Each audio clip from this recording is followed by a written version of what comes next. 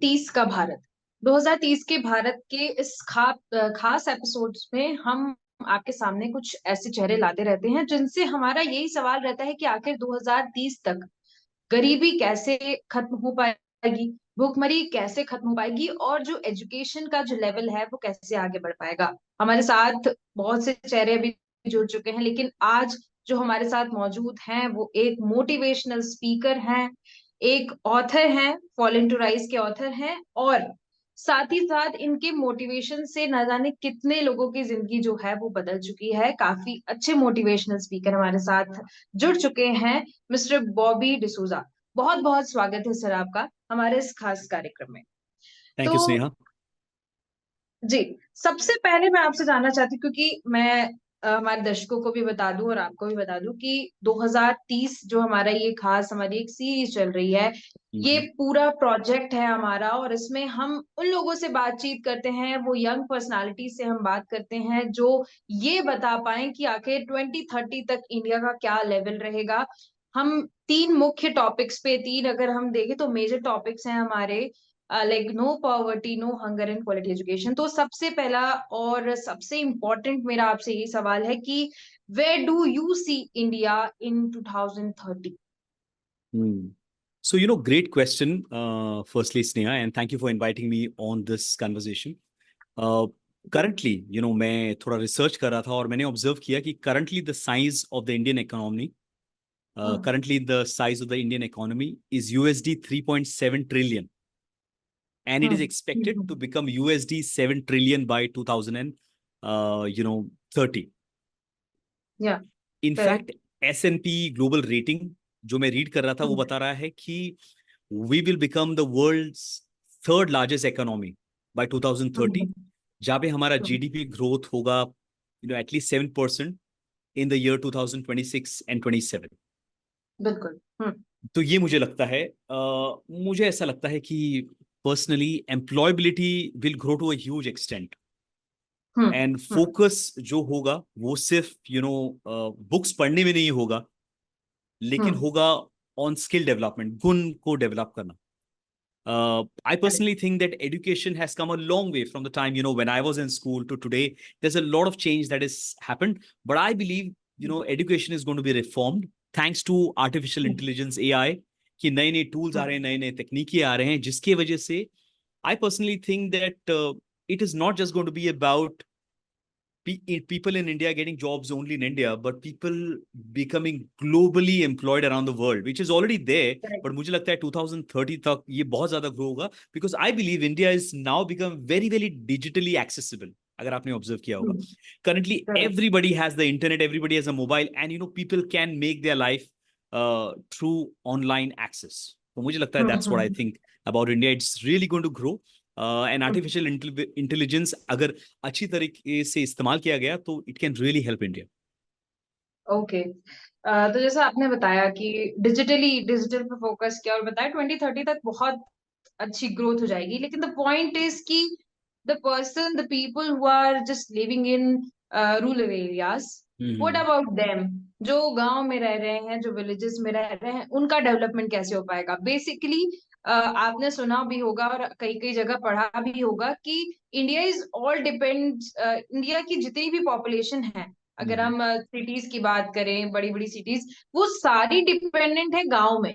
जो गांव के लोग हैं उनके ऊपर dependent due to agriculture, right? Correct. तो गांव के लोगों को कैसे हम आगे बढ़ा सकते हैं, क्योंकि उनका तो एक ही पर्टिकुलर जरिया है, वो है एग्रीकल्चर। खेती के जरिए से ही वो कुछ अमाउंट अपने पास ला पाते हैं। तो उनको हम कैसे आगे बढ़ा सकते हैं, क्योंकि देखा गया है, डेटा में ऐसा है कि नहीं, उनके लिए कुछ नहीं हो पा रहा है। लाइक वो वहीं पर है जो पहले थे, 20 साल पहले जो थे, वैसे अभी भी उनकी लाइफस्टाइल वैसी ही है।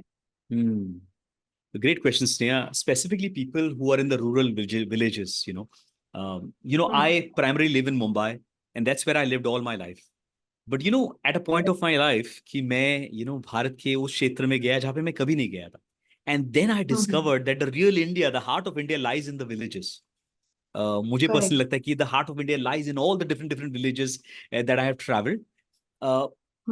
पॉवर्टी और गरीबी, उसका दो स्पेसिफिक रीजन मुझे लगता है, ओके, वेदर वो विलेजेस में हो या फिर सिटी में हो, उसके पीछे दो रीजन है. Number one, poverty is primarily due to ignorance, correct. जहां पे लोगों को माइंडसेट पॉइंट ऑफ व्यू से कुछ कुछ चीजों का पता नहीं है. और number two, from a skill set point of view. ये मेरा ऑब्जर्वेशन है. ओके, और ये मैं क्यों बोल रहा हूँ, क्योंकि when I was 15 years old, मैं मुंबई के गलियों में एक मजदूर हुआ करता था. So exactly what a lot of people would, some people in the villages might do, I used to do mazduri. So the question is, how is it possible that somebody who used to be a mazdoor on the roads of Mumbai earning 90 rupees, 60 rupees a day, to today somebody who works with CEOs, MDs of organization, works with 194 organizations already. So what is the big change? One, कि कहीं ना कहीं जो मेरा मनस्थिति है, मेरा mindset है, उसमें एक बदलाव आया, जहां पे मुझे ये पता चल गया कि इट इज पॉसिबल, ये यकीन हो सकता है और बदलाव आ सकता है. पहली बात तो ये जो होप अंदर आया. सेकंड ये कि मुझे पता चला कि जो मैं कर रहा हूं और जो मेरे सोचने का नजरिया है, उसको अगर मैंने बदल लिया तो मैं बहुत कुछ अपने लिए अपॉर्चुनिटीज क्रिएट कर सकता हूं. सेकंड, जो मैंने अपने अंदर बदला वो है skill set. Now let's take the learnings, जो मैंने दो चीज बताया, और इसको हम जो रूरल एरिया में है उससे कनेक्ट करते. Okay, farmers, how much of harvest they get every year? Let's say they get XYZ amount of harvest. वो इसलिए उस तरीके से कर रहे हैं क्योंकि उनको वही पता है. लेकिन अगर मॉडर्न टेक्नोलॉजी के द्वारा नए नए टूल्स और साइंटिफिक मेथड्स आते हैं हार्वेस्टिंग के और फार्मिंग के लिए, अगर वो सारी टेक्निक्स कुछ कुछ चीज लोगों की मदद से वो सीख लिए, तो as a result of that they will be able to you know get more crops, get more harvest, and as a result wealth will come in their homes, and as a result wealth will flow in the society and the towns. So one, it correct. starts from बिल्कुल. mindset.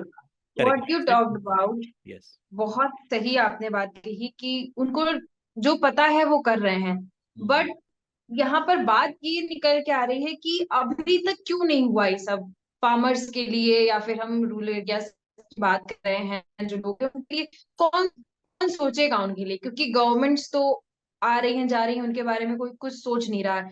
तो कैसे overcome कर पाएगा India? Like बहुत ही difficult हो चुका है. हम बात जरूर कर रहे हैं कि डिजिटल इंडिया है, डिजिटली सब आगे बढ़ रहे हैं, और ये बात भी सही है, क्योंकि आप देखेंगे कि हर एक इंसान के पास आजकल मोबाइल फोन मिलेगा, इंटरनेट यूज कर रहा है.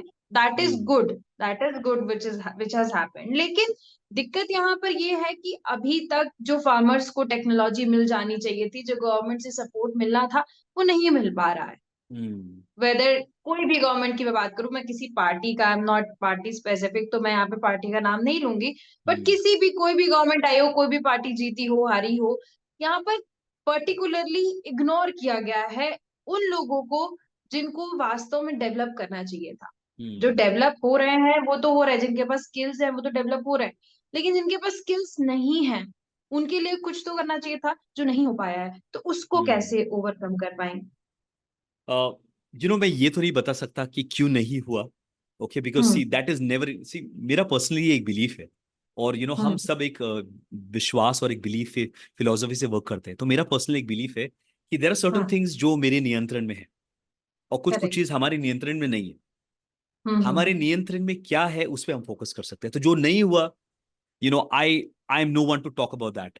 But what I definitely can say is, मुझे ऐसा लगता है कि there are so many people across different places in India, जिन्होंने जाके, भले वो शहर के लोग थे या वो गांव के लोग थे, उन लोग ने कुछ कुछ लोग ने तो पढ़ाई करके भी, सिटी में पढ़ाई करके फिर अपने गांव गए, और वहां पे बिल्कुल. टेक्नोलॉजी के द्वारा स्वदेश जो मूवी है वो रियलिटी में करेक्ट. लोगों ने लिव किया है. तो ऐसे ऐसे लोग हैं. मुझे ऐसे पर्सनली लगता है कि I am sure that the government which ever government comes, they will definitely work towards the farmers, because उनके द्वारा हमारा देश चलता है एक्चुअली. क्योंकि हम टेक्नोलॉजी को खा तो नहीं सकते, आर्टिफिशियल इंटेलिजेंस को खा तो नहीं सकते. हमें जो खाना है वो finally comes from the farms, and that comes from farmers who जो हमारे माई बाप है, मुझे लगता है. बिल्कुल. I still think that there has to be individual people like Sneha, like you, like me. There are so many people around जो जिनके अंदर कोई थोड़ा एक विवेक जाग जाता है, जहाँ पे अवेयरनेस जाग जाता है, जो बोलते नहीं हम गांव के लिए कुछ करना चाहते हैं. ओके, हमने अपना घर बना लिया, पैसा बना लिया, बैंक में बैलेंस बना लिया, शादी कर ली, बहुत अच्छी बात है. लेकिन अब हम अपने गांव में जाके, अपने शहरों में जाके हम क्या क्या कर सकते हैं? And that's the question. Here is an example. कल शाम को जहाँ पे मैं रहता हूँ वहां पे कुछ वाटर प्रूफिंग का काम चल रहा था, और एक 18 साल का लड़का, जिसका नाम, मैं नाम भूल गया उनका, और उनको मिला मैं, और मैंने उनको पूछा कि 18 साल के हो, क्या करते हो, कहाँ तक पढ़े हो? तो बोलते हैं सर मैं 8 स्टैंडर्ड तक पढ़ा हूँ। बोले 8 स्टैंडर्ड तक? और आगे? बोलते टाइम कहाँ मिलता है। Did you just here that Sneha? Time कहाँ मिलता है? Now that's again an issue of the mindset. तो मैंने बोला, आई यू श्योर टाइम नहीं मिलता है? मैंने बोला, क्या आपको पता है कि in India and around the world कि एक नाइट स्कूल्स होते हैं कि आप 6 बजे तक काम करिए, 2-3 घंटे का ब्रेक लीजिए, 2 घंटे 3 घंटे के लिए आप नाइट स्कूल कर सकते हैं। और कितने ऐसे अमेजिंग लोग हैं जिन्होंने दिन में काम करके रात में पढ़ाई करके अपने स्टडीज को पूरा किया है। अब मेरा क्वेश्चन ये है कि ये बंदा भी एक फार्म से बिल्कुल। आता है, एक किसान के परिवार से आता है, मजदूर है, ओके। और उसको उसको मैंने ये पूछा कि क्या तुमको लगता है तुम यही करना चाहते हो? तो उसका चेहरे पे चमक था, बोले नहीं नहीं नहीं, मैं तो कुछ बेटर करना चाहता हूँ। तो मैंने बोला तुमको कुछ बदलाव लाना पड़ेगा, तुमको रात को पढ़ना पड़ेगा। और मैंने उसको लास्ट में ये बोला कि मैं तुमको प्रेशराइज नहीं कर रहा हूँ, ये मेरा सिर्फ सजेशन है। और फिर मैंने मन में सोचा कि जब मैं 18 साल का था, 16 साल का था, जब जब मैं मजदूरी करता था, तो मैं भी ये सोचता था कि ये काम के अलावा मैं क्या करूंगा। लेकिन आई एम सो थैंकफुल कि there were people who guided me, who suggested me, who went out of their way to help me. तो मेरा पर्सनली ये बिलीफ है स्नेहा कि अगर वो खेती बिल्कुल। बाड़ी हो, सिटी में हो, शहरों में हो, मुझे ऐसा लगता है कि ऐसे मेंटर्स, ऐसे गाइड दुनिया में बहुत लोग जरूरी है, बिल्कुल। जो लोगों को राह दिखा पाए, ओके, और हेल्प करे। करेक्ट। एंड वो रास्ता अपने आप ओपन होता है, जैसे ये कहानी मैंने कहा। करेक्ट। करेक्ट। यानी कि हम ये समझ सकते हैं कि as a citizen of India there is responsibility of everyone to work for this. तो मैं आपसे एक सवाल है कि what you have done till now. Audiences जो दर्शक है हमारे वो भी जानना चाहेंगे कि what you have done for people till now. Hmm you have motivated in one or the other way और anything you have done for the people. Hmm so काफी सारे कुछ कुछ चीजें तो मैं बताना नहीं चाहता, because I think it is important that we don't share a lot of things, because मुझे लगता है कि खुदा का देन है हम्म। कि हम कुछ कर पाए हैं। बट फाइनेंशियली तो हमने हम्म। कोशिश की है लोगों को हेल्प करने के लिए। लेकिन सबसे बड़ा चीज जो मैं कुछ देर पहले बोल रहा था कि मैंने लोगों को अपने माइंडसेट बदलने में मदद किया है। और उसने ईयर एक है करेक्ट। रियल एग्जाम्पल मैं आपको देना चाहूंगा। और मैं ये रियल एग्जाम्पल इसलिए दे रहा हूँ कि कभी कभी कन्वर्जेशन जो है सिर्फ प्रवचन होता है, और मैं नहीं चाहता कि प्रवचन बने, सच्चाई से कनेक्टेड बिल्कुल। होना चाहिए। तो ये एक बिल्कुल। एग्जाम्पल है कि अचानक एक दिन मेरे फोन पर एक व्हाट्सएप मैसेज आता है, जहां पे एक टिकट है हांगकांग और मकाओ का। और हम्म। मैंने कभी हांगकांग और मकाओ का टिकट बुक नहीं किया, तो मुझे लगा कि गलती से किसी ट्रैवल एजेंट ने मुझे वो टिकट भेज दिया। तो हम्म। मैं उस बंदे को कॉल करने ही वाला था कि गलती से आपने मुझे भेजा है, कि सडनली मुझे एक फोन कॉल आया।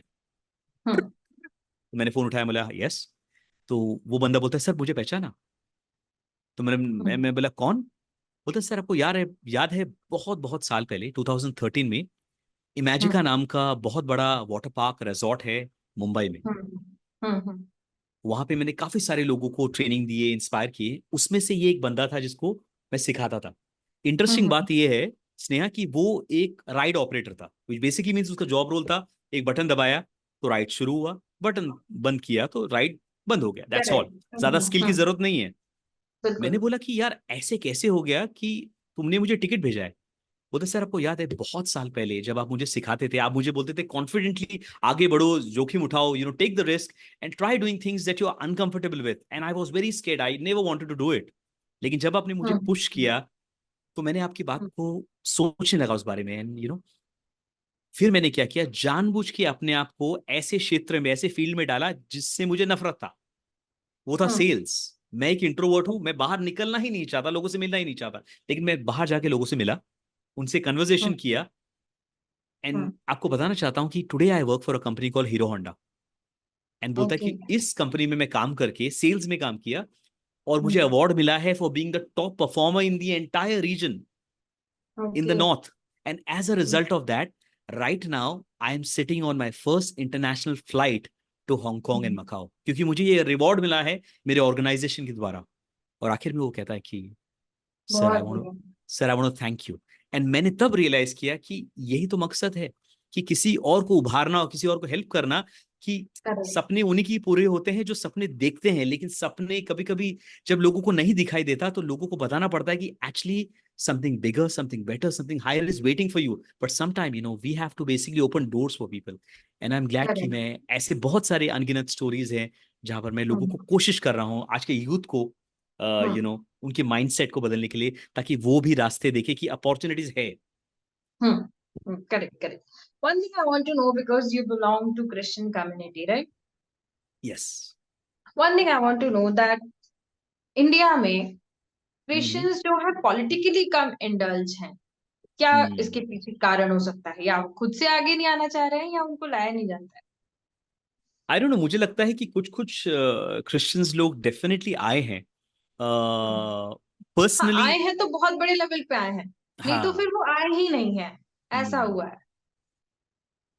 I don't think so. I have a specific answer for it personally because it's something that I don't want to talk normally about is religion because सबके अपने हाँ, अपने नहीं, आई एम नॉट perspective है। Talking about hmm. Religion, just I want to know because 2030 का Bharat, we are also working for minorities to.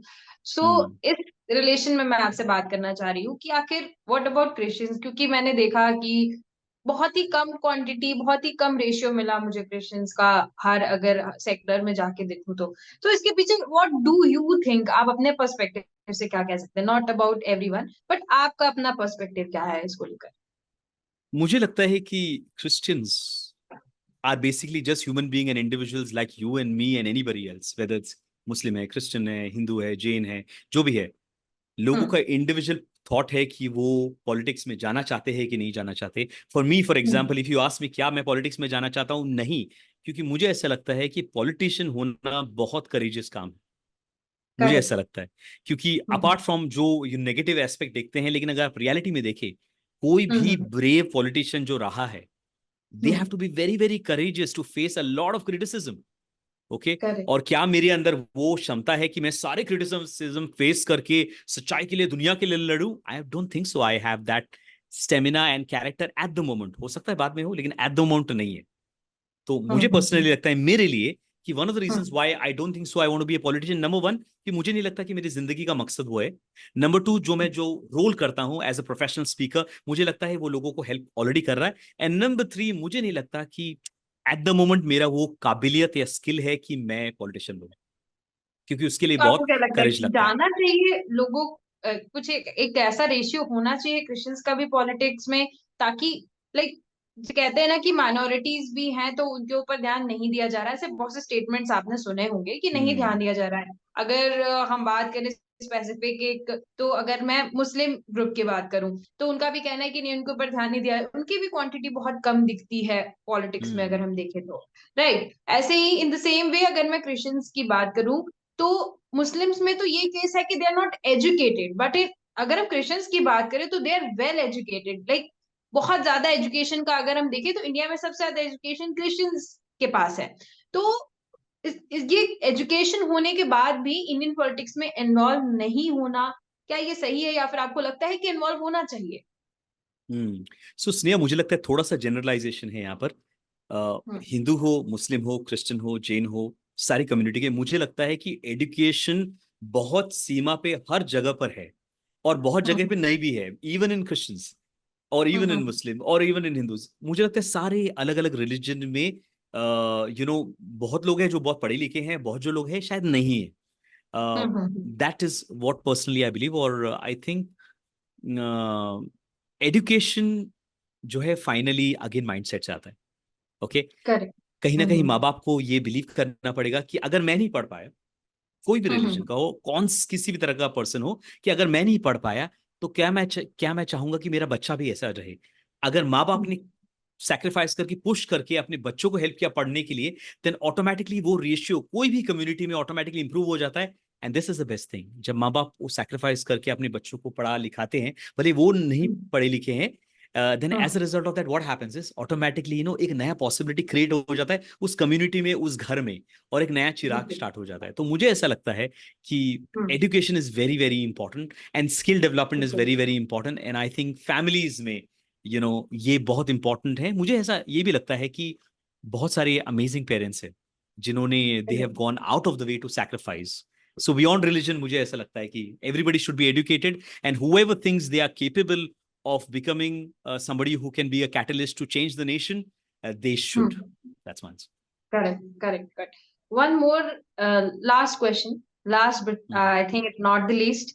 Last मेरा ये question है कि हम अगर पॉलिटिकल पार्टीज पर डिपेंडेंट ना रहे और एज अ कॉमन पीपल, आम जनता की बात करें अगर हम, तो आम जनता 2030 के भारत सस्टेनेबल डेवलपमेंट गोल्स जो मैंने पहले भी जिक्र किया, कैसे उसको अचीव कर पाएगी अगर सिर्फ आम जनता आगे आए? Do you have any idea कि अगर आम लोग एक साथ आ जाएं तो हम 2030 तक जो भी लक्ष्य है हमको प्राप्त कर पाएंगे?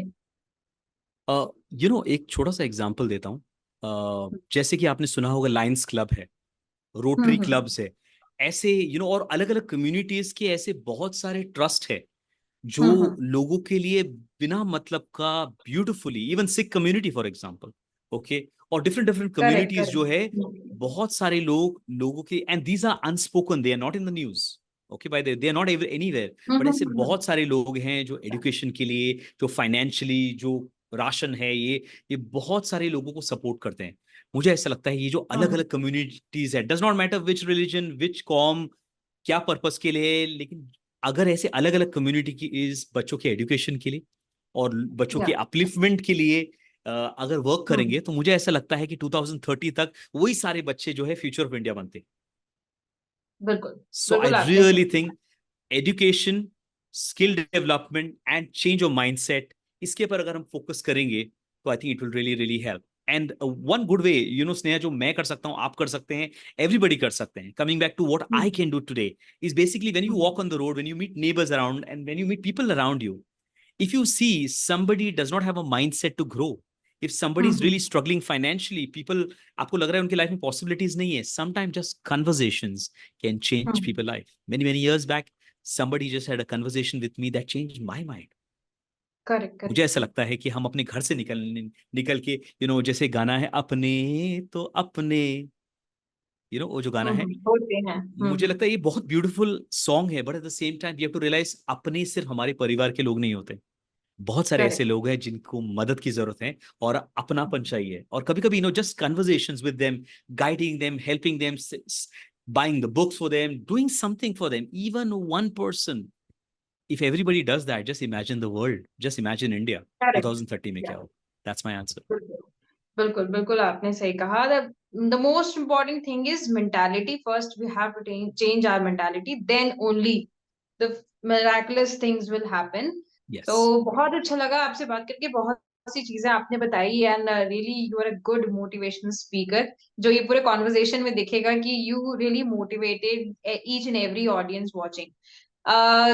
आई विल बी वेरी ग्रेटफुल कि आप भी 2030 के भारत में कुछ कंट्रीब्यूट करते हैं। हालांकि आप करते आ रहे हैं और लगातार कर रहे हैं, लेकिन 2030 के भारत को फोकस करते हुए मैं आपसे उम्मीद करती हूँ कि आगे भी आप हमारे साथ जुड़े रहेंगे। तो बहुत बहुत धन्यवाद हमारे साथ जुड़ने के लिए, और बहुत सारी चर्चा करने के लिए, और बहुत अच्छी बातें बताने के लिए। बहुत बहुत धन्यवाद बॉबी।